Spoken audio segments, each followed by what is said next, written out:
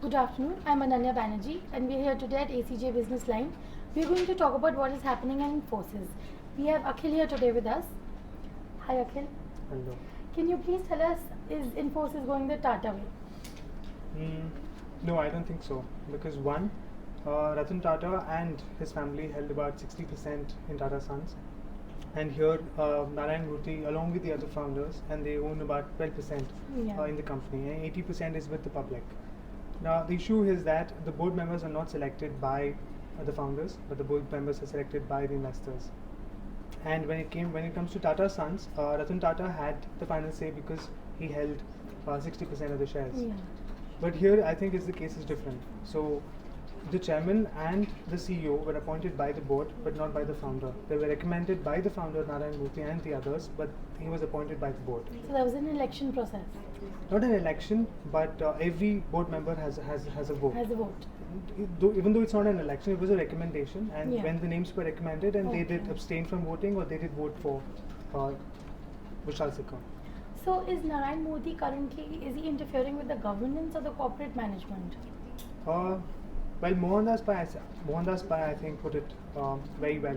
He was a former CFO of Infosys, Yeah. and he said when we talk about Rajiv Bansal, the CFO who resigned from the company, it was said that he resigned, but it later, came in the news that he was offered a severance pay of, again the reports vary between 17 crores to 23 crores. crores, yeah. Now that's the issue. And Narayan Murthy said that who would you offer a severance pay to? Someone who doesn't want to leave the company voluntarily, and you're Yes. asking him to leave, and you're asking him to sign a non-compete contract so that he wouldn't share the secrets with some other company, say with TCS or Wipro, with the competitors in India. Now he says, there's something very fishy here. Why would you pay severance pay to someone who wants to leave voluntarily? Isn't that the same that happened with David Kennedy? Yes, exactly. And he was the chief compliance officer and someone who had to take care of corporate governance. And here Yeah. the situation is ironical. And again, the same thing happened with him as well. Mhm. And he was offered a severance pay, where that it was said that he left voluntarily. So it is said that Vishal Sikka is very aggressive in his way of managing the business. So how is it for the investors? Is it good the way he's driving the business forward, or is it bad? When we talk about philosophy of running the business, I think the founders were conservative in the way they ran the business. Yeah. Also, with the entry pay that engineers received at Infosys, or the pay that mid-level managers received at Infosys.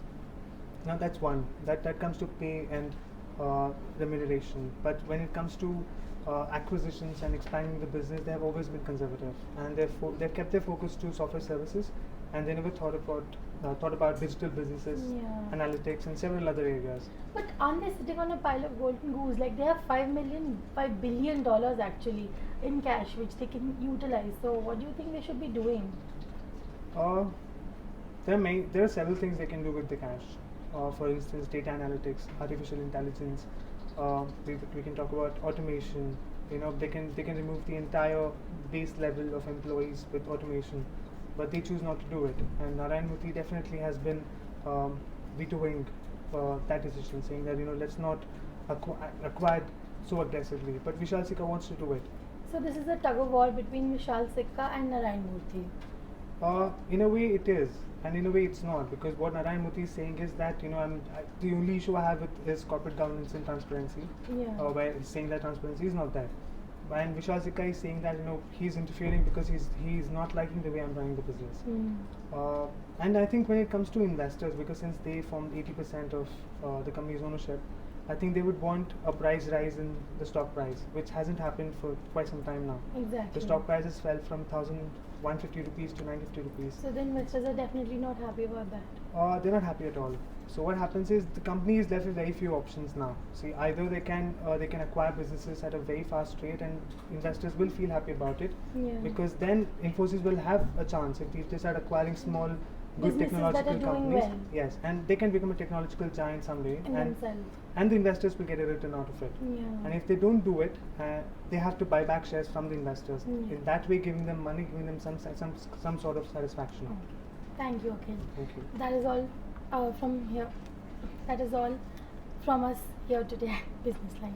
Wait, I'll do that again.